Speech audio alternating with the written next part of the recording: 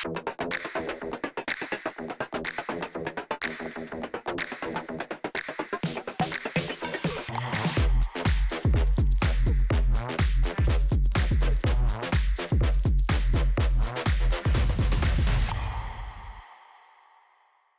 Bicho, que é Highcast. E vamos falar aqui agora com um dos caras que mais conhece de marketing, que mais conhece de vendas, que eu tive a oportunidade de me conectar uns 10 anos, Rafael? 2015. 2018, 15, 23. Quanto tempo é isso, hein? 15? 8 anos, né? É mais ou menos a idade do meu filho. 8 anos, né? Quando a gente se conheceu, ele tava para nascer. É isso aí, né? E a gente perdeu um pouco de contato, mas não perdi a admiração, não perdi a conexão, não deixei de acompanhar. É mútuo. Cara, e é bem legal, a gente estava até conversando antes, uma das coisas que eu mais admiro em você, Rafael, é a profundidade do que você fala, sacou? A gente está vendo aí um mercado, ainda mais quando a gente fala de marketing digital, de muita espuma, muita fumaça, muita promessa, né?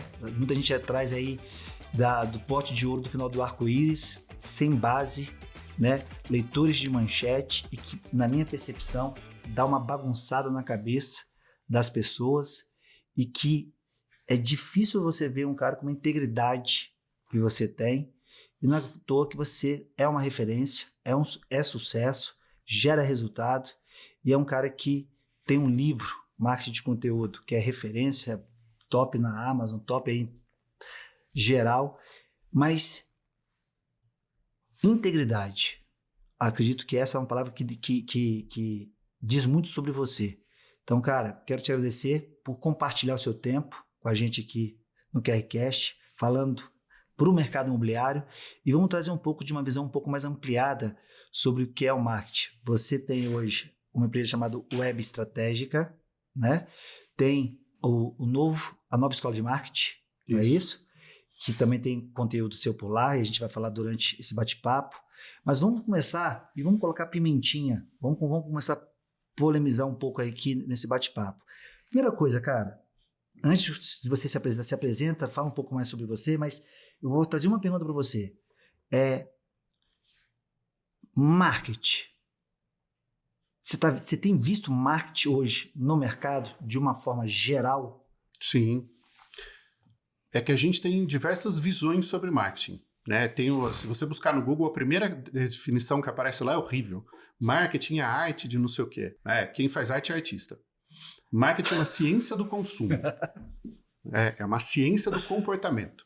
A gente olha para o cliente, a gente analisa como as pessoas tomam decisões, como elas escolhem as marcas, como elas compram alguma coisa, e a gente estrutura um processo de posicionamento e comunicação para atingir a mente dessas pessoas.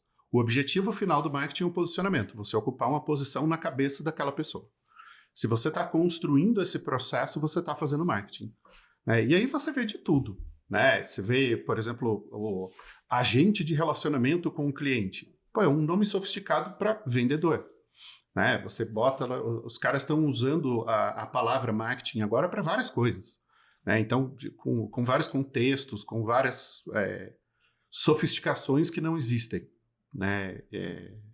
A gente que tem vergonha de dizer que é vendedor coloca lá no cargo especialista em marketing. Primeiro que você não tem que ter vergonha de vender. Né? Acho que esse é um preconceito que eu tive que quebrar ao longo da minha carreira e hoje eu me orgulho de dizer que eu sou um marqueteiro que vende. Porque muita gente no mercado faz marketing e acha que a obrigação do marketing não é vender. Né? Eu falo, cara, se você está gastando o dinheiro da empresa para construir posicionamento, para atrair cliente e não está preocupado com a venda, então você está fazendo fumaça. Então, assim, tem marketing bem feito, tem marketing mal feito. Então, mas vamos trazer o que é um marketing bem feito, porque e aí eu estou trabalhando aqui sempre com pequena e média empresa, mercado imobiliário, não estou falando de empresa grande, multinacional, grande, não vou entrar nesse lugar 90 e tantos % do nosso mercado é a pequena empresa. Então, nesse lugar que eu estou. Eu vejo ainda, na minha percepção, uma confusão muito grande. Primeiro, poucas pessoas entendem de forma clara quem é o seu cliente.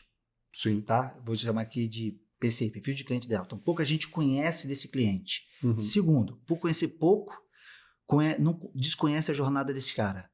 Como que ele chega, a construção dele. desde do evento que gerou o incômodo, que gerou uma dor, que gera esse estímulo dessa caminhada até bater em você, até bater no seu funil de vendas. A jornada desse cara, tá? Uhum. E aí, o que eu percebo? E aí eu quero teu olhar emprestado. Que as empresas hoje estão muito mais na futurologia, muito mais vivendo de um impacto, de um estímulo que, cara, tá horroroso, de promessas fantasiosas, é uma busca incansável por like, tá? Uma busca incansável por seguidor. A métrica de vaidade. Métrica de vaidade e um desconhecimento total da pessoa, do ser humano. Aí por isso eu te perguntei, tem marketing nisso? Então, é essa provocação que eu quero te fazer. Porque o marketing deve ser pro outro. Sim, perfeito. Né? Então, faz sentido isso para você? Como é que você Faz. tem visto isso? E como que você observa esse comportamento e para onde a gente está caminhando? Faz sentido isso acontecer pelo seguinte, ninguém é ensinado em nenhum momento da vida a vender. Um advogado ele faz 5 anos de faculdade de direito e ele não aprende a vender o trabalho dele. Um médico da mesma forma, um engenheiro da mesma forma. Eu gosto do livro do Daniel Pink que ele fala, cara, vender é humano. Todo mundo está vendendo. Está vendendo uma ideia, está vendendo um estilo de vida. Você sai para jantar com alguém que você quer conquistar, você vende uma versão de você. Né? Eu não vou lembrar qual filósofo que ele falava, a gente tem 3 eus. Né? Quem eu sou, quem eu gostaria de ser e quem eu quero que os outros achem que eu sou. Né? E aí, nesse terceiro momento, você está vendendo o tempo todo. Né? Você está vendendo o seu posicionamento, a sua imagem, o que você quer que as pessoas enxerguem em você. O problema é que quando a gente leva isso para o ambiente empresarial, a maior parte dos empresários não foi treinado para ser empresário. Ele não entende de gestão, ele não entende de processo, ele não entende de treinamento, ele não entende de marketing e vendas. Então ele faz o que ele acha. Né? Ele faz o que a percepção dele filtra do que ele vê no mercado. Então ele vê um influenciador fazendo tal coisa, ele fala, é isso que está funcionando, ele segue para lá. Aí ele ouve um amigo falando tal coisa, ele segue para lá. Então ele está se movimentando, mas ele não está indo em direção nenhuma. Eu gosto muito de uma ferramenta de gestão que é o OKR, que é o objetivo e o resultado-chave. Né? Então tudo que você for fazer tem que ser intencional. Tem que ter um objetivo claro. E aí tem que ter os indicadores que vão medir se você está atingindo aquele objetivo. A hora que você pensa dessa forma é estupidamente simples. Agora vai implementar. Né? Então o cara fala, minha meta é vender, sei lá, 10 milhões de reais, vamos pensar em valores do mercado imobiliário, né? Esse mês. Poxa, se o meu ticket médio, né, se o imóvel médio que eu estou vendendo custa 500 mil, eu preciso fazer 20 vendas. Poxa, se eu preciso fazer 20 vendas, eu tenho que fazer uma venda por dia. Com quantos clientes eu tenho que conversar para fazer uma venda? Eu preciso conversar com 12 clientes, estou chutando um número, tá? Para fechar uma venda.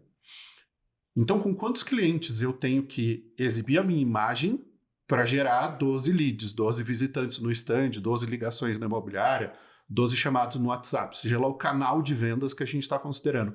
Poxa, eu tenho que impactar 500 pessoas para gerar 12. Poxa, então agora você consegue fazer a conta reversa. Se eu tenho que fazer 20 vendas e conversar com 12 clientes, eu preciso ter 240 clientes no meu funil. Para eu falar com X pessoas, eu tenho que ter 12 vezes 500. Caramba, eu tenho que impactar 60 mil pessoas. Para a gente que é de marketing e vendas, fazer essa conta reversa é rápido. Né? E aqui eu estou simplificando o funil. Né? É só para a didática do exemplo. A maioria das pessoas não pensa nisso. Ele só vai lá, pressiona o vendedor de manhã, né, o corretor, e fala, cara, você tem que falar com 12 clientes hoje para fechar uma venda. O cara fala, tá, da onde eu vou tirar 12 clientes? Prospecta. Né? E aí o cara sai atirando aleatoriamente, sem processo nenhum. Ninguém é treinado para isso. Né? Ninguém é educado para entender esse processo. E aí é natural que a execução seja ruim. Né? Se a gente for fazer uma coisa que a gente não entende, é óbvio que a gente vai fazer errado. Você vai para a academia porque você quer emagrecer, porque você quer ter qualidade de vida. Se não tiver um professor para te ensinar, você vai fazer o movimento errado, vai se lesionar, vai se machucar. Eu estou treinando faz 4 anos, corretinho, certinho e tal. Outro dia eu fui fazer um exercício, eu lesionei a lombar. Porque eu posicionei errado, puxei carga demais e me machuquei. Se não tem um professor orientando, você vai fazer bobagem. Então tudo aquilo que a gente vai fazer, você tem que estudar sobre aquilo. Né? Para você ser bom, você tem que entender como aquilo funciona. É o tal do vestir a sandália da humildade, perguntar para quem sabe, falar, cara, qual é a melhor forma de fazer isso? Né? Em vez de tentar bater no peito, matar na raça, Não, vai lá, lê alguma coisa sobre o assunto. Poxa, hoje você entra na Amazon, você busca no Google, você vai no YouTube, busca lá os 3 maiores especialistas sobre esse assunto. Vai lá, faz um treinamento, lê o livro do cara, né? Assiste 20 horas de vídeo no YouTube, pelo menos você vai saber o básico. As pessoas não fazem isso, né? Elas ficam na tentativa e erro, tentativa e erro, tentativa e erro. E algo que meu pai me ensinou na adolescência que eu acho muito legal. Você não vai viver o suficiente para errar todos os erros. Então, amadureça cedo e aprenda com os erros dos outros. Se você viu alguém errando, aprenda com o erro dele. E aí você ganha experiência de vida. Se você tentar errar todos os erros, você não vai viver o suficiente para ficar bom. Cara, sabe o pai, né? A gente deveria ouvir mais nossos pais. Não, meu pai tem uns aforismos assim sensacionais. Na prática, cara, eu vou te dar, vou prestar meu olhar assim. Educação ainda é visto no Brasil. Eu não vejo educação visto como algo de valor. Exato. Tá? E aí eu tô falando de uma forma geral. De geral, é uma questão cultural. É uma questão cultural. A gente, como nação, não valoriza a educação. Não valoriza a educação. Então a gente está atrás da fórmula pronta. Sim. Né? A gente está atrás o ditado. Do hack, do truque, exatamente, do atalho. Né?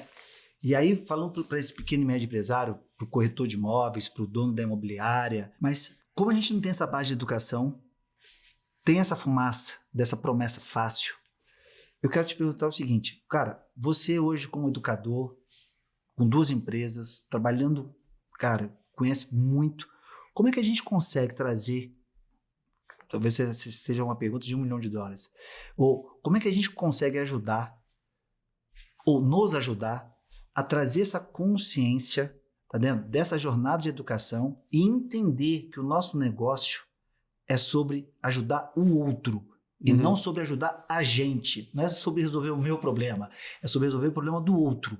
Porque isso parece uma frase solta, uma frase motivacional, mas que vivida, aplicada, cara, é um abismo desse tamanho. Cara, vou parafrasear o que você acabou de dizer, porque é um mantra que a gente tem na empresa. Eu acabei de encomendar um pôster gigante para a gente pôr na parede do escritório. Ajudar o cliente a comprar é a única coisa que realmente faz sentido. O nosso trabalho como assistentes de uma compra, né? Marqueteiro, vendedor, seja lá o nome que você quiser dar, o corretor é ajudar o cliente a comprar. Tem uma frase sua que eu adoro. O cliente geralmente está certo em relação ao problema e completamente errado em relação à solução. Então, a hora que ele chega para o corretor, a tua função é o quê? Fazer o rapport, entender esse cara, em que momento ele está. Poxa, cara, minha esposa está grávida, a gente vai ter um filho. Pronto, você acabou de entender o contexto. O que esse cara precisa? Ele está mudando de um imóvel, ele morava numa casinha de fundo, ele morava num apartamento de 2 quartos, ele usava o 2º quarto como escritório. Poxa, agora ele precisa de um quarto para o bebê. Então, você precisa entender rapidamente, aí entra a percepção, né? O que a gente fala da intuição, do feeling do vendedor. Antigamente falava-se, acho que tino de vendas, né? De traduzir isso e ajudar esse cara a comprar. Falou, olha, onde seus pais moram? Aonde você quer que seu filho estude? Qual que é a região da cidade que você mais gosta? Como é que é a rotina de vocês? Ah, minha esposa trabalha lá e eu trabalho aqui. Falou, olha, o ideal é que um de vocês 2 more perto do trabalho, porque vocês vão ter que escolher uma creche, uma escola que seja perto do trabalho, porque a criança fica doente, você vai ter que buscar e tal. Então isso inclui o quê? Experiência de vida desse corretor, experiência das conversas que ele trouxe com centenas, milhares de outros clientes, e se colocar nesse papel de quem está ajudando, né? Entender que a missão dele é ajudar aquele cliente a realizar um sonho. A maioria das pessoas só vai comprar um imóvel na vida. Muitos anos atrás, 2011, eu fiz uma consultoria para o Imóvel Web, que na época era o maior portal imobiliário do Brasil. E aí o Daniel Carnelossi era o gerente de projeto lá, aí ele marcou um café da manhã com todo mundo que ia desenvolver o novo portal, o novo site lá do Imóvel Web. Ô, Fio, se é bom desse negócio aí de motivação, abre lá. Eu falei, pô, animal, você podia ter me avisado isso ontem para eu preparar alguma coisa, né? Aí foi de improviso. Aí eu chamei o pessoal ali e falei, gente, quais são os 3 maiores sonhos do brasileiro? E a viagem para fora, né? Que antigamente viagem para o estrangeiro, né? Levar os filhos para Disney, conhecer Nova York, conhecer Paris. A segunda é o carro do ano, né? A gente como brasileiro, como nação, a gente vê no carro um símbolo de status, de poder, de sucesso, e a casa própria. Todo brasileiro quer ter, e a frase é muito louca, né? Quer ter onde cair morto. Ah, eu preciso ter um cantinho que é só meu, eu preciso comprar meu imóvel. Então, cara, você está ajudando a pessoa a realizar um dos 3 maiores sonhos da vida dela. É viajar, é dirigir, que muitas vezes também é viajar, e é morar bem. É realizar o sonho de você ter a sua casa, o seu cantinho. Então, cara, entenda isso como uma missão de vida. Entenda isso como algo que vai mudar a vida de cada família. E aí, naquele dia, eu disse para eles, a gente não está aqui para construir um novo site Imóvel Web. A gente está aqui para ajudar cada família brasileira a encontrar um novo lar. Eu quase chorei na hora que eu falei isso. Eu falei, caraca. Porque muda completamente. Olha né, como isso é forte. Muda completamente. Então, assim, a missão do corretor não é fechar uma venda, cara.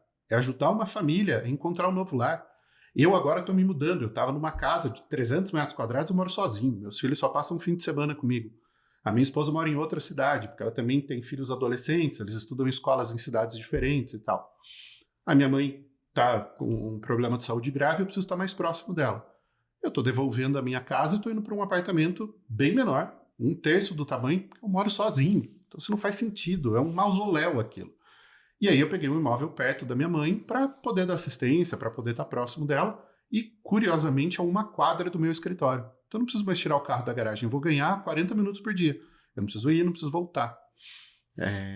Como eu tenho muita experiência com isso, trabalho com isso, eu fui e fiz toda a busca sozinho, online.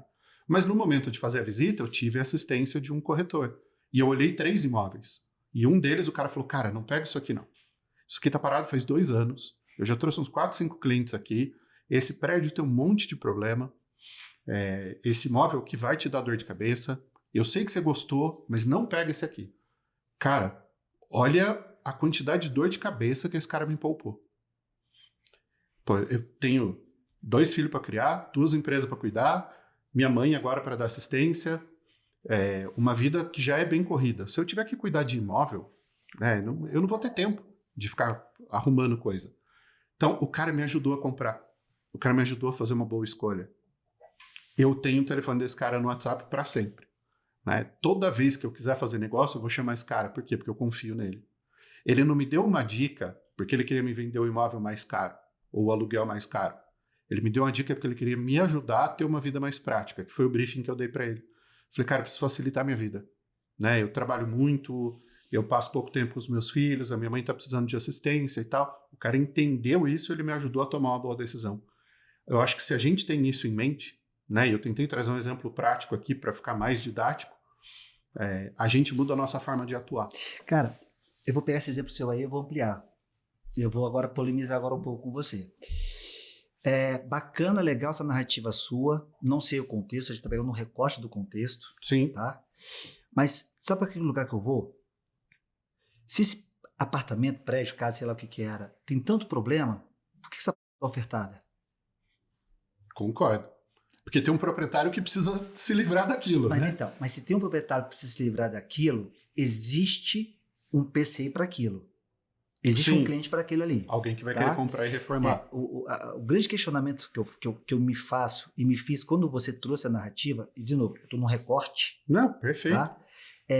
Cara, se esse prédio tem tanto problema, não é nem para estar no portfólio desse corretor ou dessa corretora. Por quê? Porque é tanto problema, e aí me faz pensar, e de novo, eu estou no recorte da sua fala, até onde é real essa orientação que ele te deu. Até onde que é real. Por quê? Porque eu sou o tipo da pessoa que eu não posso dizer para você o problema que você vai ter ou que você vai deixar de ter. Eu entendo que o papel do vendedor, do corretor, do marketing é ouvir, entender, dialogar e te dar a opção de escolha. Quem vai dizer se é bom ou ruim não sou eu, é você. Você vai dizer. Porque eu posso dizer que o apartamento tem um cano furado, que, cara, tem vazamento aqui, cara, no quarto que o vazamento tem 10 anos. Quem vai dizer se esse vazamento compensa ou não? O que você vai ter de ganho não sou eu, é você. O vazamento pode ser ruim para mim. Não, só para fazer um contraponto. Tá, vamos pensar duas situações aqui. É que nesse caso eu achei o imóvel online e agendei a visita. E aí eu agendei 2 visitas na mesma imobiliária, então ele olhou os 2 comigo e me deu essa orientação que eu gostei. Imagina que é um cliente dessa imobiliária e que tem ali 5 imóveis no portfólio. E aí o cara tem essa bomba. Mas como é que o dono da imobiliária vai falar para ele, cara, essa bomba aí eu não posso vender? Não, mas... Aquela história, na teoria eu concordo. Né? Eu estou trazendo um contraponto justamente para a gente refletir, pensar alto. Né? Mas aí que tá, mas Vou botar que você viu o apartamento lá. O meu papel, enquanto corretor, enquanto vendedor e marketing, é dizer, cara, esse imóvel tem isso. Ponto. Sim. Acabou. Aí o cara tem que ver se ele vai arrumar aquilo antes de vender ou se ele não vai. Quem vai dizer se é bom ou não, eu entendo que é o meu cliente. Tá entendendo? No caso, esse apartamento ele tem isso, essa casa tem isso. Ah, mas isso aqui funciona assim. Então, o meu papel é de trazer educação para você, trazer a educação, trazer a amplitude dessa educação, mas a decisão de escolha, cara, é sua. Então, não, de fato eu tinha gostado daquele imóvel. Eu poderia comprar a dor de cabeça. Mas a fala. Então, a fala não, de. É que eu simplifiquei bastante. Eu entendo o teu contratempo, mas, cara, eu tô pegando aqui, porque para mim tem a ver com o nosso bate-papo em relação ao. É aquela decisão de lá de trás, né? É isso. Lá, de fato, do marketing. Quando eu dou aula de marketing, eu falo muito isso. O conceito fundamental de marketing é o posicionamento. Qual posição você quer ter na cabeça do cliente? Pensando nisso, o dono da imobiliária vai tomar uma decisão de quais imóveis ele quer trabalhar, de quais clientes ele quer atender. E aí ele vai ter que decidir se ele quer esse imóvel no portfólio ou não. Cara, perfeito. Mas aí a gente tem que descer para a vida real. Né? Então eu tentei fazer o contraponto justamente por isso. Imagina que ele tem um cliente... Oi? Qual a vida real? Você tem um cliente que tem 5 imóveis no portfólio com você e ele tem esse imóvel. Aí, baseado naquela decisão que você tomou, você vai falar para o teu cliente, cara, esse imóvel aqui não tá bom para vender. Te orienta a fazer determinada reforma para você aumentar o valor. Aí o cara te devolve e fala, tá, eu não tenho condição de fazer essa reforma, eu preciso vender esse imóvel. O que você vai fazer? Você vai dizer para o cliente, cara, eu não quero mais você na minha carteira? Ou, cara, eu não posso vender esse teu imóvel. Vou te recomendar uma outra imobiliária que possa vender. Então, o legal de você tomar a decisão e ter o posicionamento é você ter essas balizas, né? Esses parâmetros. Eu falo para o meu time de vendas que eu não gosto de ter regra. Ou não ter no portfólio. Exato. Eu posso ter esse imóvel como oferta no meu bolso, mas ele talvez não estaria na exposição. Não estaria na minha vitrine. Perfeito. Sacou? Perfeito. Aí a gente alinhou. Porque eu estaria com um imóvel para um cliente específico, diante de uma situação, diante de um contexto que já teria uma conexão, já teria um entendimento. Eu posso até anunciar num portal, em outro lugar, mas eu não vou associar a minha marca com aquilo ali. Tô falando assim, de novo, tu não recorte de uma fala. Não, mas eu acho ótimo, porque é o exemplo real, né? Na teoria, no livro, tudo é bonito. Só vai o case de sucesso e o case de fracasso. Né? E o dia a dia, e a dor de cabeça, e o cliente caroço, o produto caroço. Exatamente. Porque tem as duas coisas. Né? Às vezes você quer ajudar a comprar, mas o cliente não quer ser ajudado. Então, e muitas vezes eu boto esse elefante na sala. Falo pro cara, olha, eu quero te orientar a fazer a coisa certa. Você está querendo comprar a coisa errada. Eu não vou te vender. Então, aí é que tá. Aí que tá a integridade para mim. Aí que tá a clareza de saber, mais do que saber qual cliente você vai vender, é o cliente que você não vai vender. Exato. É você ter a clareza do não. De falar, cara, isso que você quer eu não vou fazer, porque não vai dar resultado. Eu fali em 2014, por conta da estocadora de vento. Né? Assim que acabou a Copa no Brasil, começou a recessão. O pessoal só foi falar de crise em 2015, mas eu quebrei em 2014 por fluxo de caixa. Eu fiquei meses sem receber dos clientes-chave, eu tinha um portfólio muito grande com poucos clientes, esses clientes não me pagaram e a gente quebrou. Eu passei 3 anos pagando dívida, reconstruindo e tal. E nesse momento vem essas decisões. O que eu ensino para os meus alunos? Que ele não pode trabalhar abaixo de um determinado ticket. Nesse momento, eu tinha clientes que já vinham há muitos anos comigo com um ticket muito baixo. Eu não demitia esses clientes, porque eu precisava daquele ticket para fazer a empresa sobreviver. Mas eu não fiz novas vendas ruins. Mesmo pagando dívida, mesmo pagando juro, eu só fiz venda boa. E aí já teve gente que veio me provocar em rede social, em curso, às vezes... mas aí você tá ferrado, você tá não sei o quê, você não vai vender? Eu falo, eu não vendi. Eu tinha dívida para pagar, eu tinha um neném em casa. Eu precisava do dinheiro, mas eu fazia a venda certa. Porque eu sabia que se eu vendesse errado, aquilo ia virar um círculo vicioso. Eu ia precisar de mais dinheiro, ia fazer mais venda errada, ia precisar de mais dinheiro, ia precisar de mais venda errada, e você não tem dinheiro para contratar gente boa, aí você não tem dinheiro para investir em treinamento do seu time, aí você não tem dinheiro para construir marca, você não tem dinheiro para fazer uma boa venda. Eu falei, cara, eu não vou vender errado. A dívida está lá equacionada, tem que pagar, beleza. foi patrimônio, foi dor de cabeça, foi um baita aprendizado. Aquele erro eu nunca mais erro. Mas você fazer a venda ruim, ela volta depois. Ela vem te cobrar essa conta. E é difícil. É difícil. O cara tem conta para pagar, ele tem salário para pagar, ele tem meta para bater. É difícil você não fazer a venda ruim. Mas é uma cultura, tem que ser construído. Eu estava outro dia aqui numa mentoria aqui na Toca, e aí em um dos momentos foi falar de desconto. Eu sou um cara que, da minha perspectiva, do meu olhar, brasileiro é acostumado a dar desconto, eu sou totalmente contrário de desconto, não é aquilo que eu entendo como relação que eu busco, tá? Uhum. E aí, num determinado momento, veio uma seguinte pergunta. Guilherme, e se você estiver precisando de dinheiro para pagar a conta de duplicata de hoje, senão vai para o protesto? Você não dá desconto? Veio exatamente essa pergunta.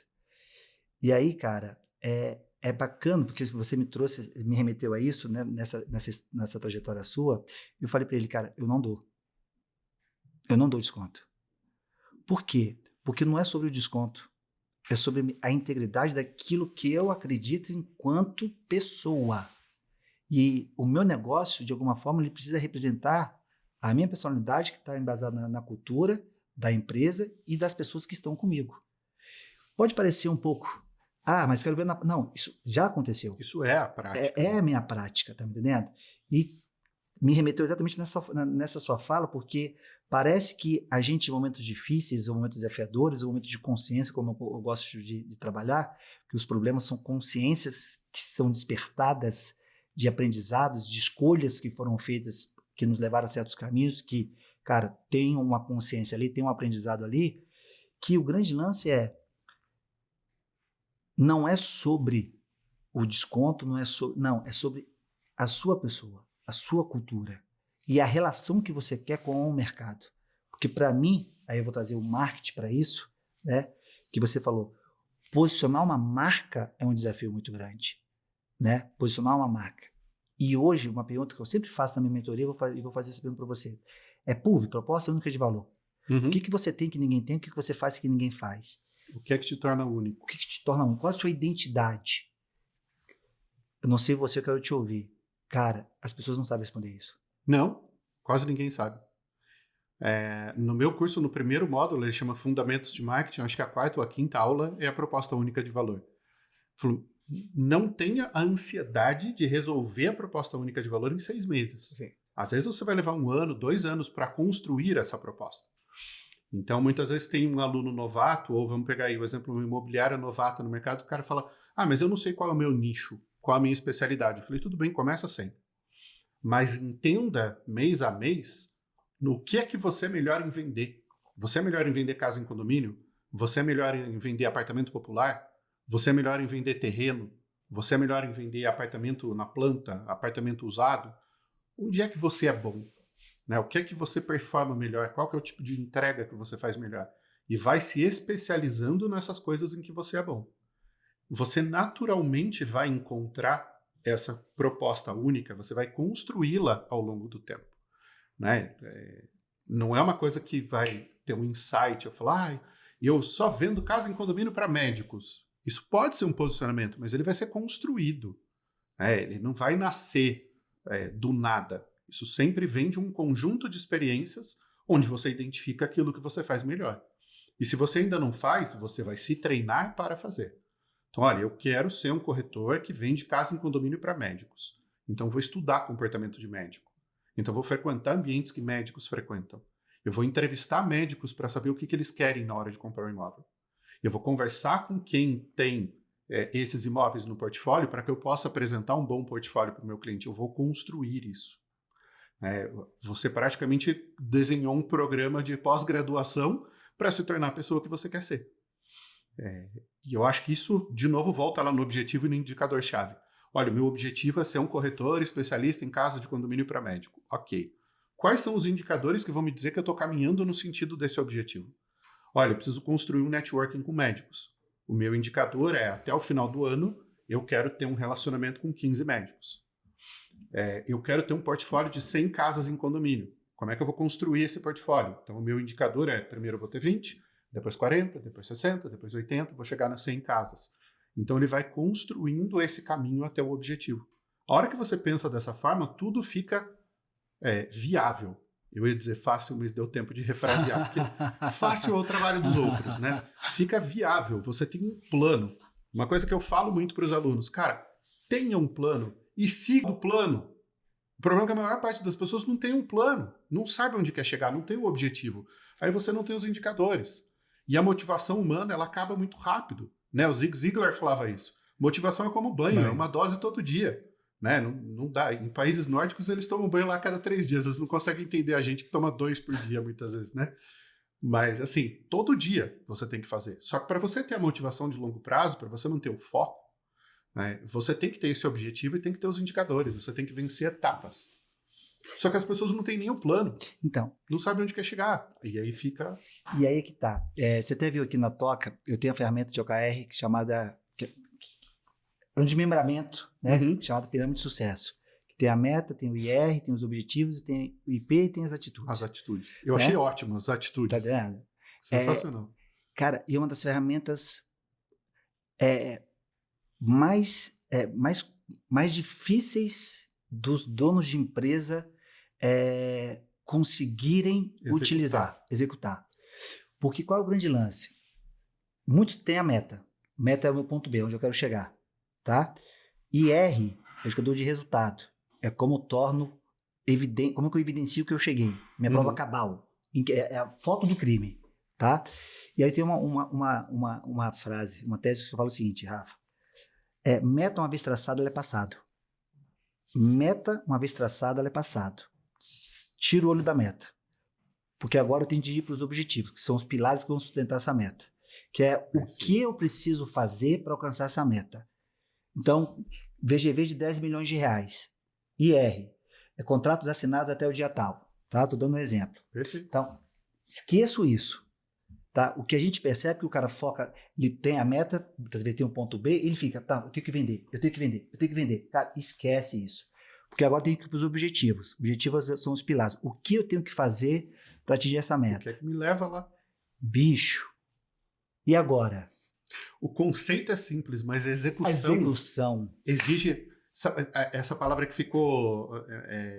ela ficou até vulgar, de tanto que ela foi usada, principalmente em redes sociais, o mindset. Né? Vamos falar em português do interior. Mentalidade. Mudar a mentalidade é um exercício de esforço muito grande. É a construção da cultura. Então, você não muda de mentalidade rápido. Você constrói isso. Né? Adotar uma nova dieta. As pessoas entendem dieta como, eu vou comer certo durante um tempo, depois eu volto a comer merda. Cara, não adianta. Né? Não vai funcionar. É a mesma coisa no carnaval. No carnaval eu tô de férias do relacionamento. Então eu vou lá, como todo mundo, depois eu volto pro relacionamento. Não vai funcionar, não tem relacionamento. E é a mesma coisa na cultura empresarial. Você tem um jeito de trabalhar, você tem que construir uma nova forma. É uma mudança de cultura, uma mudança de mentalidade. E falar, cara, eu mudei de alimentação. Então eu construí uma dieta que ela é consistente. Eu abracei um relacionamento. Então, a partir de agora, minha mentalidade é: eu estou num relacionamento, eu não estou olhando para fora. E é uma construção. Então, o cara entende o objetivo, ele entende os indicadores. Mas ele está no hábito antigo ainda do resultado de curto prazo. Ele está sempre correndo atrás do rabo. E aí, assim, é histórico. Meu pai trabalha no mercado imobiliário há 30 anos. Foi gerente de imobiliária, chegou a trabalhar como corretor. Então, assim, eu conheço esse ambiente de imobiliária desde os meus 15 anos de idade. Eu falo que era impressionante como 80% das vendas saem do dia 25 ao dia 30, porque dia 1 o cara tem que pagar pensão. Você fala, o cara passa o mês inteiro moscando e nos últimos 5 dias ele vai lá e fecha. Se ele trabalhasse no ritmo que ele trabalha nos últimos 5 dias, o mês inteiro, ele seria rico. Né? Assim, por que não muda de mentalidade? Porque é aquilo que a gente falava no começo da conversa. É um processo de educação. É um processo de construção. Não é só a motivação. A motivação faz o cara bater a meta de curto prazo. Mas é essa mudança de cultura, né? É esse entendimento das atitudes que eu preciso ter para atingir o indicador, para atingir o objetivo, que é o que faz o cara crescer na vida. E aí, só voltando naquele gancho lá que a gente falava de professor, de dar aula, nós dois adotamos isso como estilo de vida, né? Como objetivo de vida a educação. Nós somos uma cultura em que ninguém quer ser professor. Cortella até popularizou a piada. Professor, o senhor também trabalha ou só dá aula? Exatamente. Pô, tu tá de sacanagem, Tá sacanagem. né? Ele falou, tem 2 pessoas que se fazem greve e ninguém percebe. Filósofo e professor. Ninguém tá nem aí. Pô, vou poder matar a aula, beleza. Cagando. Cara, é ridículo. Em países com uma cultura evoluída, né? Com uma cultura que eu entendo como mais nobre, o engenheiro, o médico, o advogado e o professor, eles são profissões valorizadas. Na Noruega, um professor ganha 30 mil euros. No Japão, o professor é reverenciado tanto quanto o imperador. É a profissão mais nobre de todas, é aquela que transmite o conhecimento. E aí a gente não valoriza o professor e, como consequência, a gente não valoriza a educação. A gente não valoriza o preparo. Então, é a história da lei de Gerson. Outro dia eu fui ler a história do Gerson, coitado, dá até dó. O cara foi jogador da seleção brasileira, se eu não me engano, ajudou o Brasil a ganhar a Copa. Não, o cara era sensacional. Aí contrataram ele para uma campanha publicitária de um cigarro. E aí ele falava uma frase do tipo, eu sempre gosto de tirar vantagem, por isso eu fumo tal. E aí ficou a lei da vantagem, a lei do Gerson. Ele falou, pô, eu entrei pra história como o cara que tira vantagem. Não tem nada a ver. Volta no que você falou da integridade, né? Mas isso acaba refletindo um pouco dessa nossa cultura, né? Desse imaginário coletivo, do atalho. O Seth Godin, acho que é o autor de marketing que eu mais gosto, é um cara que eu reverencio de verdade, assim, que eu admiro demais. E ele fala dessa coisa da cultura do atalho. Vender o atalho sempre funciona. Porque o cérebro é preguiçoso. A gente quer conquistar as coisas sem fazer esforço. Né? O cara quer emagrecer sem ter que ir para academia, sem comer direito. Né? O cara quer ter sucesso sem estudar, sem se preparar, sem trabalhar. Pô, a gente trabalha 14, 16 horas por dia. Né? Eu não conheço ninguém que tenha sucesso que trabalha 4 horas por dia. Isso aí só tem no livro do Tim Ferriss lá. O discurso é bonito, mas o livro é best-seller. Por quê? Porque todo mundo quer descobrir como trabalhar 4 horas por dia e ficar coçando lá na praia, curtindo. A realidade não é essa, né? Você pega todas as pessoas que têm muito sucesso, têm muito preparo, estudam muito. E aí volta no ponto que a gente estava discutindo. Para o cara chegar no objetivo, ele tem que seguir os indicadores. Para ele chegar no indicador de resultado, ele tem que ter as atitudes. E isso ninguém pode te ensinar. Isso está aqui dentro, isso é de você. Né? O Jung, que é um dos grandes mestres aí da psicologia, ele falava, nenhuma mudança vem de fora para dentro. A mudança nasce dentro de você. Você tem que querer mudar. Ninguém vai impor que você vai querer fazer tal coisa. Tem que partir de você. E aí bate na atitude. Então é a atitude do corretor, é a atitude do gestor, é a atitude do dono da imobiliária, é a atitude de cada pessoa no time. E aí quando você tem uma pessoa de alta performance, você contamina, no bom sentido, o ambiente. Né? Então você vai construindo um time forte. Pô, eu tenho uma maçã podre. Cara, não tem jeito, você tem que cortar. Se o cara não está disposto a mudar, aí ele contamina do lado do jeito ruim. Em vez dele ser um exemplo, ele passa a ser um mau exemplo. E aí a equipe é penalizada porque uma pessoa não performa. O resultado de todo mundo é pior porque tem que arrastar o cara que não está afim de fazer. E aí a gente tem que separar o burro do ignorante. O ignorante é aquele que não sabe. Ele não tem obrigação de saber, a gente ensina. O burro é o cara que sabe e não pratica. Então, assim, a gente sabe que a gente tem que tomar 35 ml de água por quilo de peso. Né? A regra burra, todo mundo fala 2 litros de água. Eu tenho que tomar 3,5 pelo meu peso. A gente sabe que a gente tem que dormir 7 horas por dia. Mas ninguém toma água. Mas ninguém dorme. Você sabe que você tem que comer direito, mas você come pizza, você come chocolate. Não adianta. Aí você é burro. Né? Você sabe que tem que fazer e não faz. Ah, mas não sei quem está doente, mas eu tenho filho pequeno. Ok, é uma exceção. Mas a regra a gente sabe. Então aí cai na questão da atitude. O líder tem que fazer e servir de exemplo para o time. O líder tem que saber fazer o que o time faz. Né? O time tem que saber que se eu não fizer, o cara vai fazer. E se eu não me fizer necessário, eu não vou estar nesse time. E aí você cria esse contexto de colaboração, você cria esse contexto de crescimento, você cria esse contexto de desenvolvimento, e aí você começa a dar o exemplo. Caras, eu li esse livro aqui, é muito bom. Leiam o livro. Caras, eu assisti esse vídeo aqui, vejam, é muito bom. Caras, eu fiz esse treinamento aqui, todo mundo vai fazer. E você vai subindo o nível. Aí vem aquele pensamento do brasileiro. Ah, mas e se eu treinar meu corretor e ele for embora? E se você não treinar ele ficar? Se eu não me engano, isso é do Abílio Diniz. E aí você fala, porra, realmente, né? Se eu não investir no meu time, se eu não treinar minha equipe, se eu não tiver um conjunto que funciona, eu nunca vou chegar na alta performance. E aí volta de novo, né? A atitude, o indicador e o objetivo. Não é complicado na essência, não. Mas é o que você falou, o difícil é executar. É o dia a dia. E aí, para mim, o grande desafio, tá? E aí vou fazer agora um contraponto aqui, que as pessoas estão confundindo. Tem muita gente com problema, achando que é problema, que na realidade são prazeres, que eu chamo de piscina de cocô. O nome é feio, mas eu chamo de piscina de cocô. O que é piscina de cocô? Hoje eu tenho uma base de dados muito forte de jornada de compra de cliente quando entra no funil da imobiliária, né? E aí, cara, tem lá as etapas do funil e eu tenho lá motivos de não avanço. Vou te dar um exemplo aqui. Motivo de não avanço, motivo de objeção que o lead, que a pessoa não avança da etapa atendimento para a etapa agendamento. Tenho lá. Vou conversar com minha esposa, quero ver mais opções, só liguei para saber o preço. Exemplos. Cara, eu tenho esse dado dessa imobiliária há 2 anos. Com o mesmo motivo. Há 2 anos. O mesmo motivo. Há 2 anos. Você não fez nada para mudar isso? Caraca, bicho! E aí o cara, tá... O corretor é ruim, o cliente é ruim, o mercado é ruim, a política é ruim. Aí ele entra dentro de um projeto, de uma mentoria. A gente traz a metodologia e traz para ele, busca ampliar essa perspectiva dele em relação àquilo ali. Eu sempre falo que a primeira reação humana previsível é a negação. Normal. Né? É a negação. Então, não, isso não vai funcionar. Não vai funcionar, você não conhece meu cliente, você não conhece meu corretor, você não conhece o meu mercado. Comigo é diferente. Comigo é diferente. É exatamente isso. Então, o que eu falo de piscina de cocô é, cara, até quando você vai ficar nessa piscininha sua aí, que ela é quentinha, gostosinha, eu não tenho a resposta.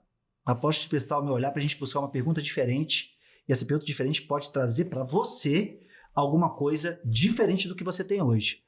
Mas aí que está o grande lance. Parece que se acostuma com aquilo, a ausência de buscar desenvolver competências, tá? Porque eu não sou obrigado a saber, mas desenvolver competências, essa busca por essa educação de gestão, de liderança, de integração, de conexão, de empoderar o meu corretor. Cara, é uma sociedade, e eu estou, de novo, recortando o mercado imobiliário, não estou generalizando, estou em regra, não são todos, em regra, tá?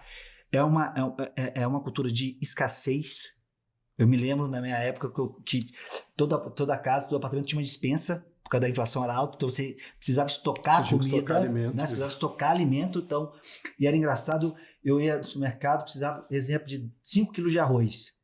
Se tivesse 10, eu só precisava de 5, tá? Eu comprava 10, porque vai que acaba. Então, escassez. É tudo para mim, nada para o outro, tá vendo? Tudo para mim, nada para o outro. E o universo hoje, o mundo hoje é abundante, cara. Nada é escasso, tudo é abundante. O desafio hoje é o filtro. Então, cara... O desafio hoje é a escolha. Tem um livro muito bom do Barry Schwartz que se chama O Paradoxo da Escolha. E ele discute exatamente isso. Ele fala que o excesso de opções leva à incapacidade de tomar decisão. O exemplo que ele cita lá, eu vou simplificar demais assim, mas só para ficar didático. Você está no corredor do shopping e eu te apresento 3 perfumes. Você vai escolher entre os 3 o que você mais gosta. Aí eu te apresento 5 perfumes. Vai ter 2 ali que vão te interessar, você vai descartar 3. Aí entre os 2 você vai ficar em dúvida. Então você vai escolher um, mas você teve que abrir mão de outro. Então você saiu 50% em dúvida. Será que aquele não teria sido melhor? Aí eu te dou 7 opções. Você vai descartar 4 e vai ficar em dúvida entre 3. Vai escolher um, vai ter que descartar 2. Você já está mais infeliz do que feliz. Aí eu te apresento 9 opções. Você vai falar, vai a merda. Você não consegue mais escolher, porque é um excesso de opção. E aí ele dá vários exemplos de calçadinhos, de não sei o quê, trazendo para a tua visão do mercado imobiliário. Pô, eu apresento 7 imóveis para o meu cliente. Pô, que filtro que eu fiz? Que entendimento do problema dele eu tive? Eu estou ajudando esse cara a comprar ou eu estou atrapalhando o processo?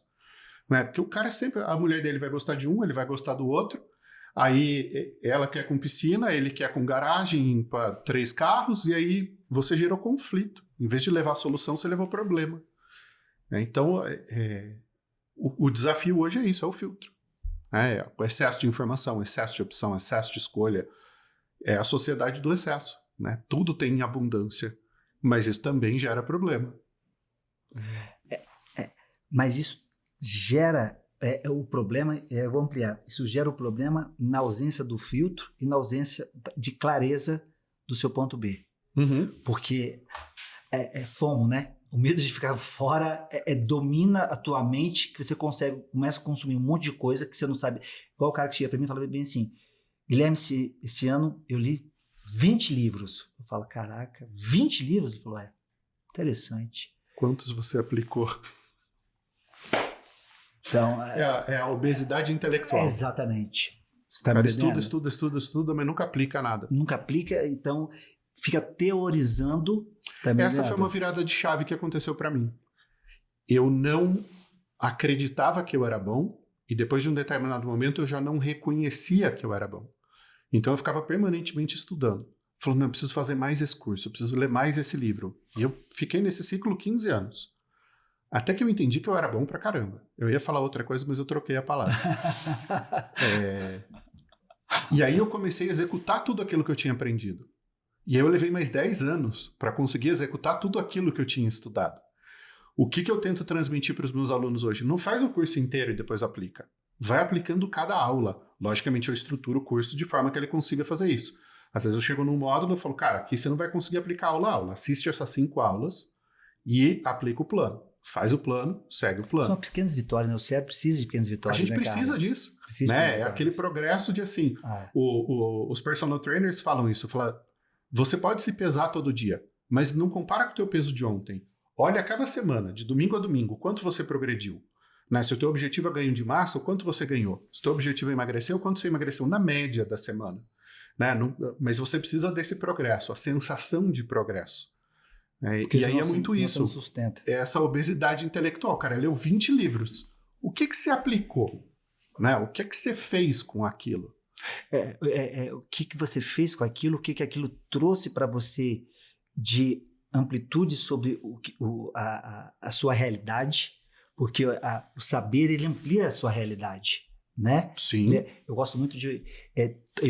O saber, a educação, ele tira o impossível e torna tudo improvável. Tá entendendo? Porque o impossível é tudo aquilo que eu não sei, é tudo aquilo que eu sei, é tudo aquilo que eu sei que eu digo que não existe. E tem coisas que eu não sei que eu não sei.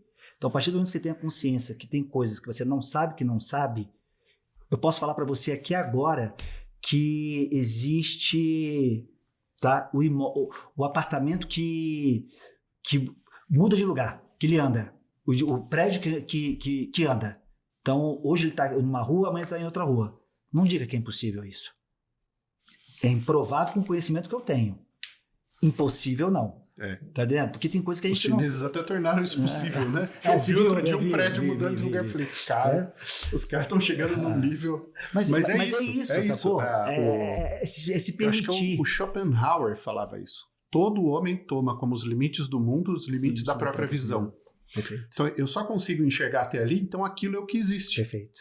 Cara, não é. Né? E aí volta lá na questão da sandália da humildade. Se você ouviu falar ou descobriu uma coisa que você não sabe, vai lá e tenta saber um pouco mais sobre aquilo.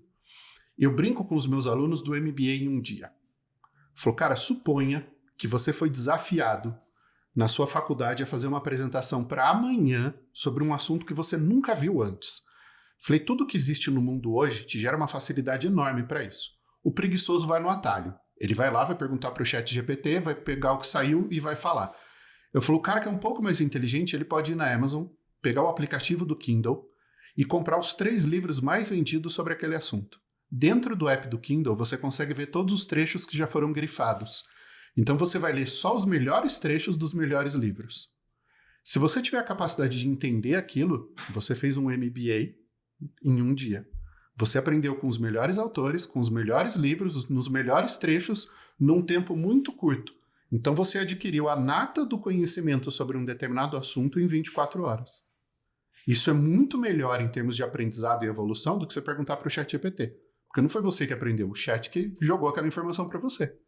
Né? Agora, se você usa da tecnologia, do conhecimento para acelerar, lógico, você tomou aquele conhecimento rapidamente, você tem um nível de profundidade muito pequeno.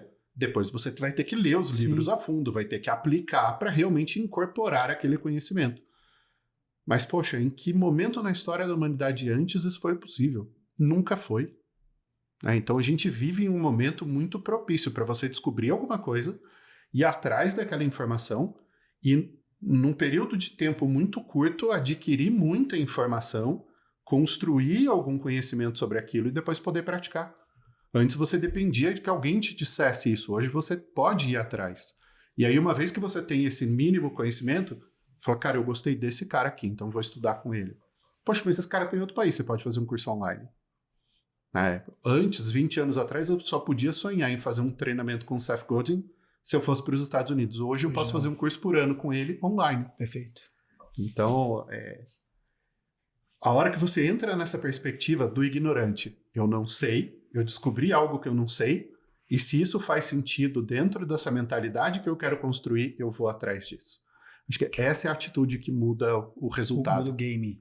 Né? E só complementando o que você está dizendo, de alguma forma, a gente tomar consciência buscar também a informação na fonte, né, cara? Para que você construa Perfeito. também a sua percepção sobre aquilo, não mais o filtro de outras pessoas sobre algum assunto específico. Então, cara, é bacana muitas vezes eu ouvir aqui, pô, isso me dá um input legal, mas certos assuntos, permita-se aprofundar um pouco mais para que você vá na fonte, porque, cara, existe uma cadeia de conteúdo, de base, de jornada, né? Antes de estar aquilo ali, aquele livro, aquela situação, aquele vídeo. Então, se aquilo te interessa, pô, é bacana. Vou dizer, o que o Guilherme está dizendo, pô, mas já tem o meu filtro, já tem a minha interpretação sobre um assunto que eu já fui lá na fonte pegar. Saca? Então, permita-se ir lá na fonte, né? Busque esse conhecimento até para você ter o seu filtro. Porque não acredito em tudo que eu falo. Tá entendendo? Porque é a minha interpretação sobre aquilo, é a minha vivência sobre aquilo, não é uma verdade. É a minha projeção de uma realidade minha e que eu acredito nela. E a gente está vivendo um momento muito ruim para isso. Então, na tua primeira fala, você falou da espuma. Uhum. Cara, eu adoro fazer essa analogia. Alguém vai lá e faz um curso de barista e faz um cappuccino. Aí naquele cappuccino tem um licor de amêndoas, tem o leite especializado, tem o café de determinada origem, aí ele faz aquela espuminha aqui em cima. Alguém toma aquele cappuccino e fala, vou fazer um igual. Aí busca alguma informação no YouTube ou dá um Google e pega lá uma receita de cappuccino. Ele vai usar os mesmos ingredientes, mas não vai ser o mesmo cappuccino. Uma outra pessoa toma e fala, vou fazer em casa, é só café com leite. Aí uma outra pessoa toma o cappuccino e tira mais um filtro dele e daqui a pouco só sobra a espuma. Então você tem aquele cara que estudou para fazer aquilo, aí você tem um cara que viu e copiou, fez um pouquinho pior, tem o cara que copiou a cópia e fez um pouco pior, e tem o cara que pegou só a espuma, né? E colocou na rede social porque ele é um influencer e ele fala com 2 milhões de pessoas. E aí a gente está vivendo um momento histórico em que as pessoas estão deixando de ir atrás, elas estão ficando só com a espuma. Então é a espuma de tudo. Né? Aquela história do especialista em tudo. Na eleição, o cara é especialista em urna eletrônica, depois ele é especialista na guerra da Ucrânia, depois ele é especialista em viagens especiais, ele é um especialista em espaciais, em tudo. Né? Ele sabe a espuma sobre tudo, mas não sabe nada profundamente. Cara, você me trouxe... Sabe o que você me fez lembrar agora?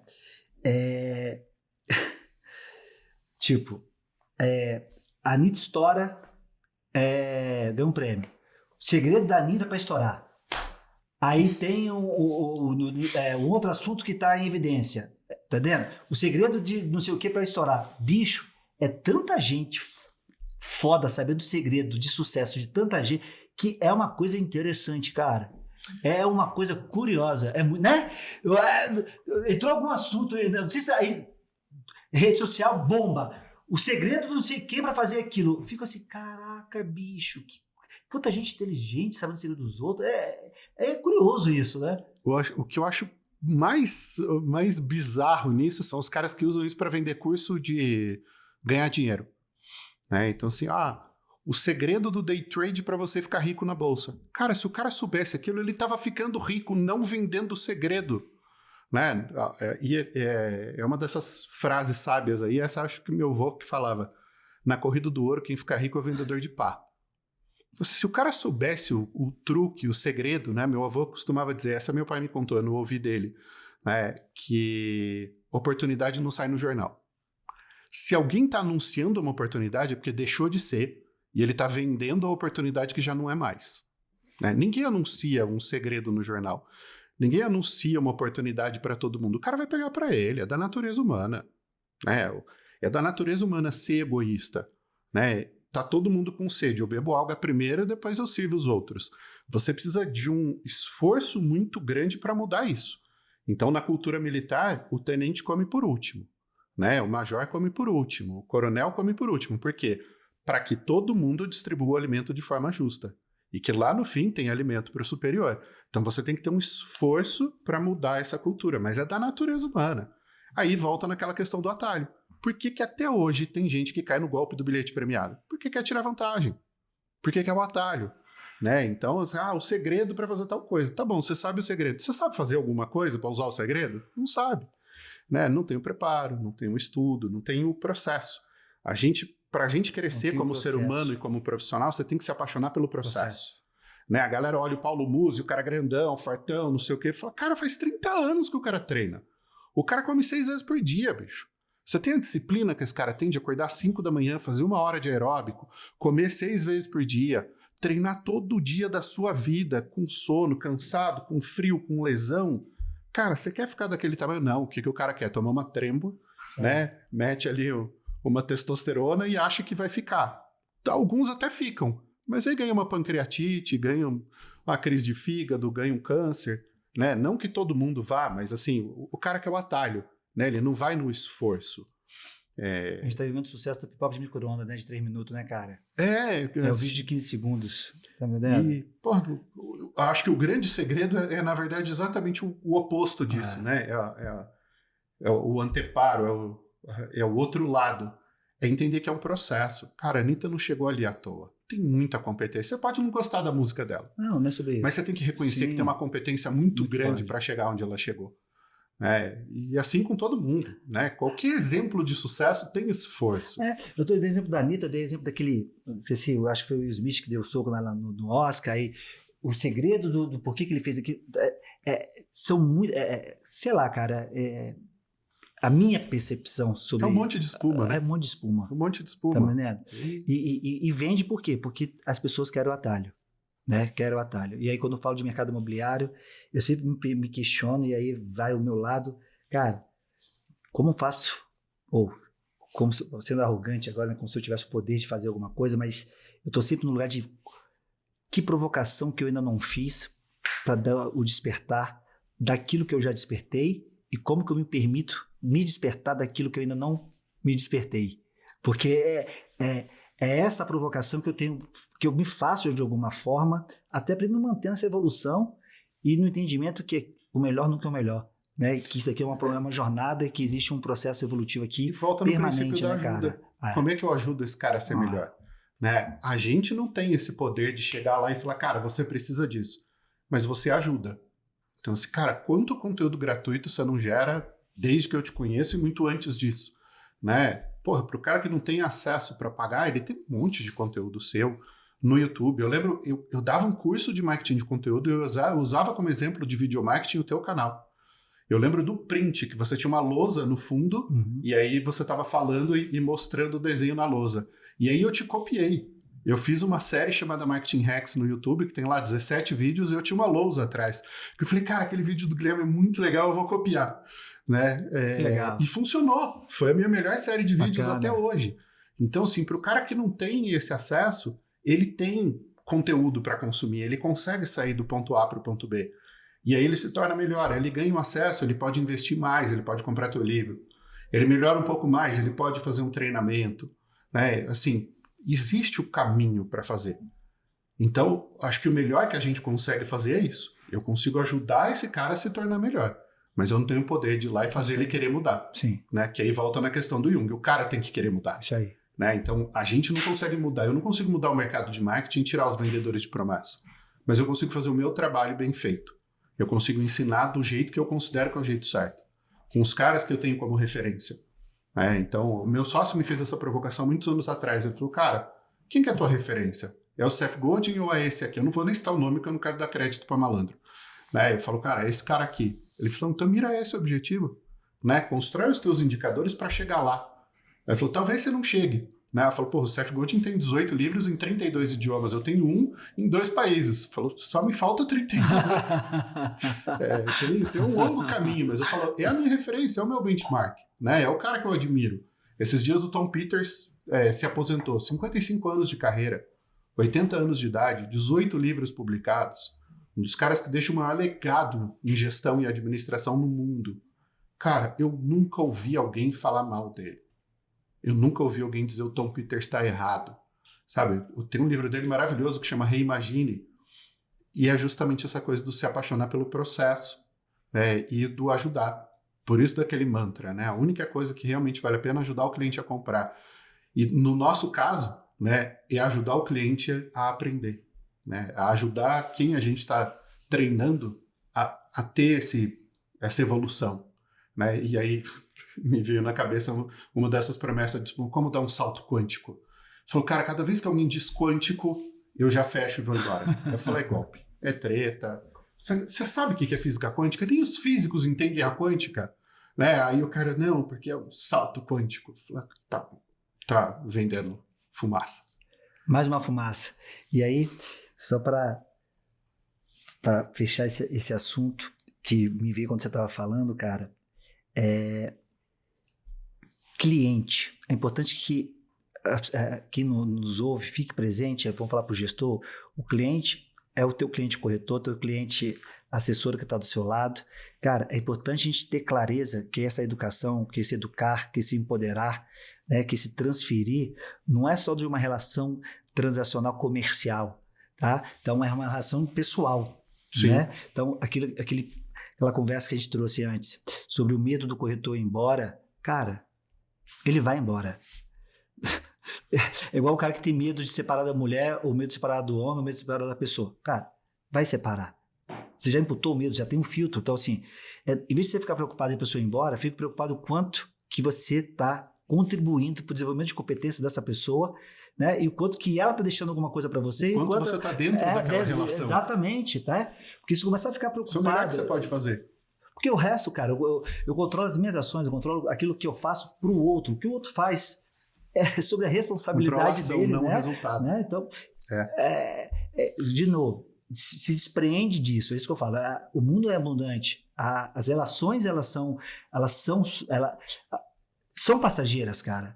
E eu falo muito sobre o dono da imobiliária que tem raiva do corretor que vai embora. Não, porque ele me usou, cara. Porque ele me usou como se alguém tivesse a capacidade... Como se você fosse dono dele. Como se alguém tivesse a capacidade de usar alguém.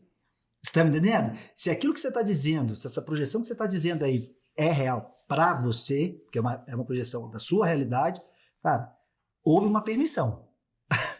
Não, e se você é tão bom assim, então as pessoas vão querer ficar. Tem uma mudança de mentalidade aí. Tem uma chavezinha que pode virar e pode ajudar esse cara a pensar de outra forma. Eu gosto de pensar que cada pessoa que vai leva um pedaço nosso com ela. Eu tenho ex-funcionários em outros países que se tornaram empreendedores. Tem um cara que saiu daqui e foi para a Austrália e hoje ele tem um negócio lá. Tem um cara que foi para a Alemanha e hoje tem um negócio lá. Tem uma funcionária que eu adoro, que ano passado saiu e foi trabalhar numa empresa farmacêutica. E aí ela veio chorando para falar que ela ia embora. Ela falou, Rafa, nesse 1 ano eu aprendi demais, eu amo trabalhar aqui. Mas é uma oportunidade que para o que eu quero na minha carreira faz muito sentido. Eu falei para ela, eu jamais vou querer te segurar. Porque se é uma oportunidade boa para você, você deixou um legado aqui com o que você fez. Você chegou numa área que estava bagunçada e você deixou ela extremamente organizada. Então fica aqui um pedaço seu e eu sei que vai um pedaço nosso com você. E aí esses dias ela fez 1 ano lá na empresa, o LinkedIn avisou, Fui lá, dei os parabéns, ela me mandou uma inbox, ela falou, sabe que todo mês eu penso com saudade de vocês e eu uso aqui as coisas que você me ensinou. Eu falei, cara, isso me deixa feliz. Isso é legal. Porque você levou um pedaço meu com você e você deixou um pedaço seu aqui, Você tem um legado, você teve um papel aqui. E a vida segue. A gente não é dono de ninguém, a gente não segura ninguém, né? Então, acho que essa mudança de chave ajuda o cara a pensar dessa forma. Fala, cara, se o cara foi é porque ele tinha que ir. Perfeito. Se ele ficou é porque tá bom aqui. Então, de novo, aquilo que você usou de exemplo, pô, o cara tem as objeções ali no funil. E ele tá lá na piscina de merda e ele não tá mudando aquilo. Então, poxa, como é que eu tenho que mudar a cultura do meu negócio para segurar as pessoas boas aqui? Como é que eu crio um bom ambiente de trabalho? Como é que eu trago bons produtos? Como é que eu trago bons clientes? Como é que eu faço uma remuneração justa? Que seja boa para o meu negócio, que ele fique saudável, mas que seja boa para o meu corretor, que ele trabalhe com vontade. Porque esse cara tem família para sustentar, ele tem escola dos filhos para pagar. É um ser humano, né, cara? Então assim, a hora que você cria a cultura, o ambiente, as pessoas querem ficar. Sabe? Então, aí você muda a mentalidade. Então o cara pode continuar ignorante sobre isso, ou entender que ele precisa construir isso e se esforçar nesse processo, ou ele pode ser burro e negar isso. E falar, o cara se aproveitou de mim. Fala, pô, bicho, então, se você é o Abílio Diniz, por que você ainda não virou o Abílio Diniz? Se você é tão bom, assim que as pessoas te usam, né? Gênio, Steve Jobs do negócio. Desenvolva as pessoas para que elas possam ir embora e crie um ambiente tão legal que elas queriam ficar. É isso. Tá vendo? Acho que é essa grande sacada, né, cara? E aí, quem ficar é porque quer estar ali. Porra, a gente gasta 1/3 da nossa vida trabalhando. Você passa, no mínimo, 8 horas por dia no trabalho com essas pessoas. Então, trabalhe com gente que você gosta, com gente que você respeita, que você admira, que você quer desenvolver, que também te desenvolve. Né? Não é só o líder que desenvolve o liderado. O liderado desenvolve o líder e ensina ele a liderar melhor. Perfeito. Então, é entender esse papel. É a tal da mudança de mentalidade. Né? Ou você olha para o problema e reclama do problema, ou você olha para o problema e pensa quais soluções eu posso buscar para resolver esse problema. Eu tenho um amigo que há 20 anos eu falo com ele, ele tem uma agência digital, e ele fala, pô, minha cara tá foda, esse mês 3 clientes cancelaram. Aí falo com ele depois no aniversário dele, depois de um ano, estamos perdendo muito cliente, está tendo muito cancelamento. Eu falei, bicho, faz 20 anos que eu te ouço falando a mesma coisa, é a mesma reclamação todo ano. Você nunca fez nada para mudar isso. Assim, pô, nunca te caiu a ficha de que essa responsabilidade é tua, de que você tem que ter uma área de sucesso do cliente e trabalhar para o teu cliente ter sucesso? Não, eles não valorizam isso. Você não está querendo enxergar o problema, cara. Então, o problema está na tua frente, está gritando, a bola está quicando. O cocô tá lá. Não quer sair, cara. Cara, né? Você pode escolher chutar para fora do gol ou aprender a cobrar a falta, sabe? A escolha é sua, né? A escolha é sua. Bicho, agência. Só pra gente fechar esse papo aqui. Eu sabia que você queria falar disso. Bicho, o que tá acontecendo? Eu tenho pavor de agência. E, de novo, tô recortando, não tô colocando todo mundo na mesma seara, tá? Mas tô, sim, falando que tá uma zona. Quando se fala de agência de marketing digital, é muita gente ruim, é muita gente sem saber o que fazer, é muita gente entregando nada, tá entendendo? Cara, e tá uma doideira isso. Eu fico apavorado, principalmente quando eu falo de mercado imobiliário, falando aí da relação e da conexão que eu tenho, sacou? Você como especialista, cara, e um dos responsáveis de introdução de tudo isso que a gente vê aí hoje, muita gente tá vendo isso, coisa que você lá atrás, e aprendi com você, você já trouxe essa educação lá de trás. Cara, o que você tá vendo aí? Pra onde esse caminho? Caraca, o bicho tá muito ruim, cara. Cara, o mercado se autorregula, tá? O que a gente está vendo é uma fase realmente muito ruim. Qual que era a profissão da moda de sonho nos anos 90? Era ser publicitário. Todo mundo queria ser o Nizam Guanais, Washington Oliveto, né? O sonho era ser publicitário, tinha um glamour da profissão. Depois, nos anos 90, a gente viveu uma fase, nos anos 2000, né? A gente viveu uma fase da teologia do empreendedorismo. O empreendedor era o herói nacional. E aí existia um trabalho muito forte do Sebrae no fomento do empreendedorismo, nessa cultura do empreendedorismo, e aí o novo herói passou a ser o Flávio Augusto, né? Os meus heróis são de lá de trás, o Abílio Diniz, El Gerdau, são os grandes empresários brasileiros, né? De uma geração anterior. E aí o sonho de todo mundo era ser empreendedor. E aí, na última década, a hora que a gente viu a explosão do digital, eu estou no digital desde 1997, eu tinha 17 anos, eu já trabalhava no digital, tenho 25 anos de carreira nisso. Só que a virada de chave para o mundo foi em 2011. Foi a explosão do Facebook no Brasil, né? A morte do Orkut, a explosão do Facebook. E foi o primeiro ano, isso é simbólico no mercado, em que a Nike investiu mais dinheiro no digital do que no offline. Aí todo o mercado percebeu que isso ia acontecer. Então isso acelerou, né, a explosão de rede social. Então o YouTube lá em 2006, o sonho da galera era ser YouTuber. Depois veio o Facebook, aí o sonho da galera era trabalhar com social. Aí veio o Instagram, o sonho era ser Instagrammer. Até que a coisa generalizou e hoje o sonho é ser influencer. Aí vem o TikTok, vem o WhatsApp, vem a explosão do digital. Então esse processo veio acelerando. E aí a gente tem um fenômeno, né, o cisne negro, a pandemia, em que quem ainda não estava no digital foi empurrado no abismo. Não tinha escolha. Ou você aprendia a vender no WhatsApp, no Instagram, no Marketplace, na Magalu, onde fosse, montou a sua lojinha online lá, ou você ia falir. Então, isso criou um volume colossal de gente indo para o digital. E aí você tem o outro lado, o lado das promessas, né? Então vem alguém e fala, aprenda a ganhar 8 dígitos por mês, né? Ou 6 dígitos por mês, eu não lembro mais os dígitos lá que eles falam, em 2 meses começando do zero. Então você não precisa saber nada, você é um analfabeto digital e eu vou te ensinar como fazer anúncio no Google, eu vou te ensinar como fazer anúncio no Facebook, eu vou te ensinar como ser um copywriter. Cara, um copywriter é um profissional das palavras. Ele tem que saber ler, tem que saber escrever. Num país em que mais de 50% da população é analfabeta funcional. Lê um parágrafo e não consegue interpretar o que leu. Então o cara é funcional no sentido de que ele lê o letreiro do ônibus, ele sabe para onde o ônibus está indo. Ele olha para o relógio, ele sabe ver as horas. Ele sabe fazer uma soma básica. Mas ele não consegue construir um raciocínio em cima daquilo, não foi educado.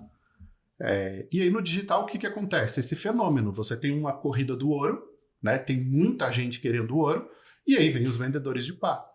Então você tem uma explosão de franquias de marketing digital, né?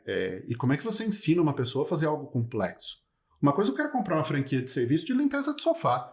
Você ensina o cara a ir lá limpar o sofá. Ele comprar uma franquia de pet shop para fazer banho e tosa, né? Você consegue ensinar aquilo. Tem o seu grau de complexidade, mas não é ciência de foguetes, né?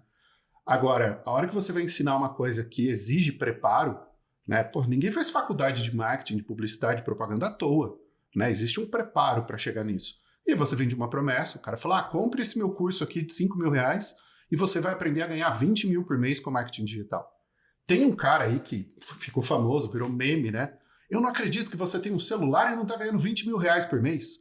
Olha aqui, ó, eu trabalho de noite no Instagram e estou fazendo 20 mil por mês, né? Vem cá fazer meu curso. Então, as pessoas fazem promessas absurdas, outras pessoas acreditam por conta da cultura do atalho, e aí você tem uma avalanche de gente desqualificada no mercado.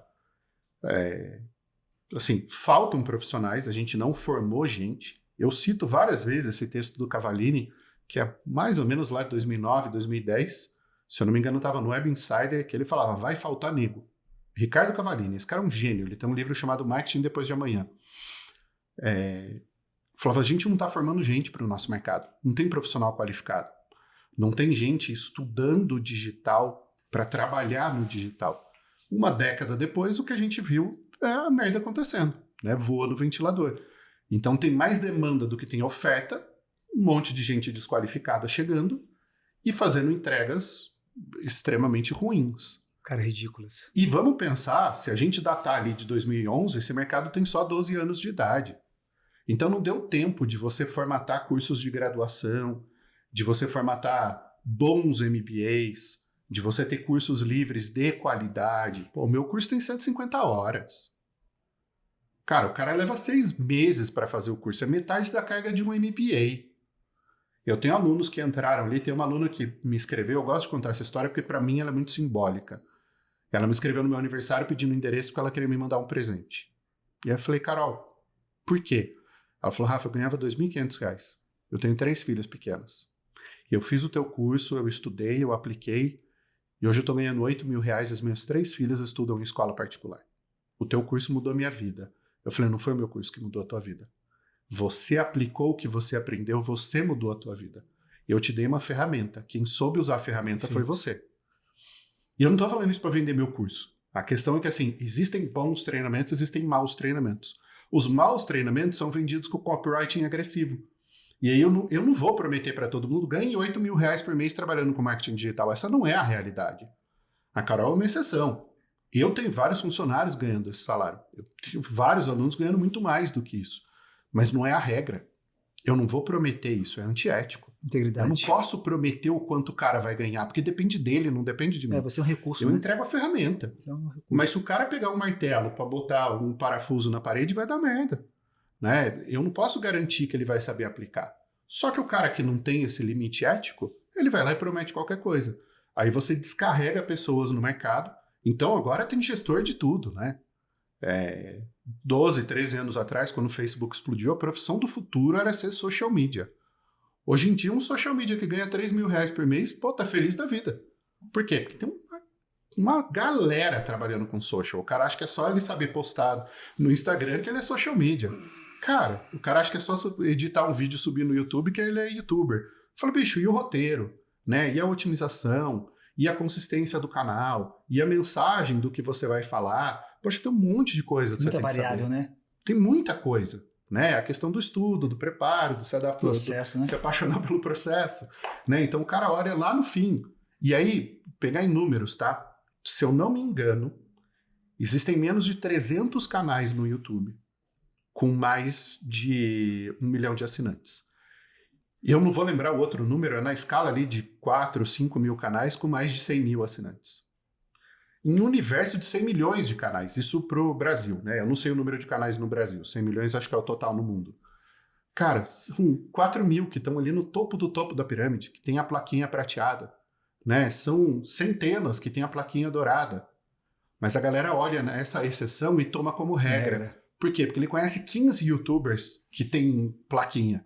E aí ele fala, pô, eu quero ser esse cara. Tá, mas você tem conteúdo? Você tem consistência? Você tem roteiro? Você tem uma história para contar? Você tem algo para ensinar? Ah, não, mas eu vou fazer um canal de game. Tá bom. Por quanto tempo você vai fazer? O Camilo Coutinho...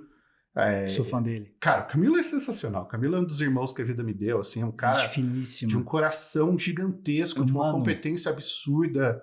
Desses seres humanos assim que é raro de encontrar na vida. Né? E ele fala muito, não é uma questão de si, mas quando? Desde que você tenha consistência. Essa é a grande chave, eu acho. Quando a gente fala do segredo, o segredo da Anitta, o segredo não sei o que, eu acho que tem um segredo na vida, a consistência. Perfeito. Você vai fazer todo dia a mesma coisa por 10 anos? Cara, é certeza que você vai ter sucesso. Você tem que ser muito burro para fazer a mesma coisa todo dia por 10 anos e dar errado naquilo. Você tem que ser muito ruim no que você faz. Então, assim, o mercado de marketing digital virou essa zona porque... Aí o pessoal fala, vamos criar associação do marketing digital, fazer uma regulamentação. Só vai piorar. Só vai piorar. E eu, como não sou desse mercado, posso falar. Você vai criar uma entidade, vai botar um Cresce no marketing digital. Não vai resolver nada. Só vai piorar. Você só vai criar uma camada de sindicalista, dono de entidade, gestor de entidade, que fica ali ganhando dinheiro e não resolve nada. Não faz nada. Não muda o mercado. Como eu não sou desse mercado, eu posso criticar. Então, assim, não resolve. O próprio mercado vai filtrar. Quem é bom vai ficar suando. Vai ficar tendo que competir com o cara que faz promessa milagrosa. Aconteceu semana passada. A gente mandou uma proposta para um cliente. O cliente falou, cara, eu conversei com 14 agências. Eu falei, puta, vai dar errado isso aí. Eu falei, quem que conversa com 14? O cara nem sabe o que ele quer. Se você sabe o que você quer, você conversa com 3. Mandamos uma proposta e aí o cara voltou com uma negociação, pedindo 60% de desconto. Eu falei, cara, se você só tem 40% do orçamento, aqui no Vila Olímpia chama budget, né? Mas no interior a gente chama de orçamento. Eu falei, vou te fazer 40% da entrega. Então o que eu consigo te entregar dentro desse orçamento é isso aqui. Ele falou, mas eu quero aquilo lá. Eu falei, tá. Você quer um apartamento de 1 milhão, mas você tem 400 mil. Então você vai comprar um apartamento de 400 mil. Não, mas eu quero de 1 milhão. Eu falei, então você tem que financiar o resto, bicho. Não tem milagre. Eu não consigo te entregar um apartamento de 1 milhão por 400 mil. Não dá. Não tem jeito. Vai lá, convence o dono da construtora, vê se ele deixa. Né? Não tem o que fazer. Não tem como, né? E aí a gente tem que fazer esse exercício. O cara fala, mas as outras agências conseguem. Eu falei, então fecha com eles, cara. Eu não posso te entregar o meu padrão de qualidade pagando para trabalhar. eu tenho uma margem, eu tenho uma equipe, eu tenho uma qualificação, eu invisto em gente boa, eu pago gente boa que custa caro para fazer um bom trabalho. E isso tem um preço. Eu entendo que não cabe no seu orçamento, tá tudo bem, trabalha com alguém mais barato, cresce, quando você puder a gente trabalha junto, tá tudo bem. Não tem problema você me dizer não quero te contratar. Agora, me pedir para fazer o meu trabalho por 40% do valor, cara, surreal, não tem alguma condição. Coisa esquisita aí, né? Não tem condição. E aí volta naquela questão que a gente falava lá atrás, de você falar os nãos. Pô, mas é uma venda de um ticket alto. Mas eu vou pagar para trabalhar. Não faz sentido. Né? A gente não construiu tudo que a gente construiu para não entregar o valor do jeito certo. Isso aí. Eu vou falar do VPC, valor percebido pelo cliente, né? É isso aí. E assim, mas tem a meta. Eu falo, cara, vamos bater a meta do jeito certo. Não adianta querer fazer qualquer venda. É isso aí. Porque depois eu vou estressar minha equipe, eu não vou conseguir fazer entrega, eu não vou gerar o valor, aí eu vou perder gente boa, vou perder o cliente no fim das contas e não vou entregar o resultado. Cara, fica tudo ruim. Qual o objetivo de fazer essa venda? Desencadeia tudo, né? Vira uma zona. Bicho, valeu pela conversa. Vou até pra gente finalizar, falou assim, cara, falamos de marketing pra caramba, sem falar de marketing. Cara, eu acho que essas são as melhores conversas. Eu acho irado, eu acho que porque é exatamente isso, comportamento, jornada, posicionamento, proposta de valor, valor percebido pelo cliente, e eu acho que o grande lance de tudo, central, gente, pessoa, integridade, permissão, acho que é isso, acho que trazendo para o mercado imobiliário, acredito que esse é o recurso do QRCast, conectar com pessoas como você, que tem uma jornada, que estão trazendo aí uma base de educação, que estão provocando a gente a cada vez mais acreditar no improvável, cada vez menos no impossível, saca? Eu acredito que esse é o papel da educação. E gratidão aí, mais uma vez, pela oportunidade. E gratidão também, cara, importante isso, lá atrás, quando comecei, estava no início aí do meu mercado, você foi um dos caras que eu sempre fui um cara de personalidade muito forte, né? E você sempre foi um cara que me tratou com muito respeito, me honrou muito, sacou? Me dando muita oportunidade. E isso é bacana. Nunca te falei isso, quero aproveitar esse momento aqui, te agradecer. Não faz chorar, não. Não, mas é sério. Porque isso é importante, isso, cara. É bacana. Mas eu acho que é o reflexo do que a gente estava falando antes de começar a gravar, né? É colocar o ser humano primeiro. De novo o Jung, né? Você pode ser o que você for, o maior especialista, o maior não sei o quê. Em contato com outro ser humano, seja apenas um ser humano. Assim, a gente tratar as pessoas com respeito, tratar todo mundo de igual para igual, ninguém é melhor que ninguém, né? Daqui a alguns anos todos nós vamos virar pó, igualzinho, né? Então eu acho que isso é o que vale, né? Vamos viver mais isso, né, cara? Acho que tem uma frase, essa frase não é minha, tem tanta gente preocupada com a morte que esquece de viver. Tá vendo? Então vamos começar mais a viver. Tá vendo? Deixa a morte pra lá, vamos começar a viver agora e viver exatamente essa doação, essa humanidade, essa generosidade, que acredito que a gente precisa se conectar. Obrigado, de verdade. Valeu, irmão. Obrigadão. Valeu, então.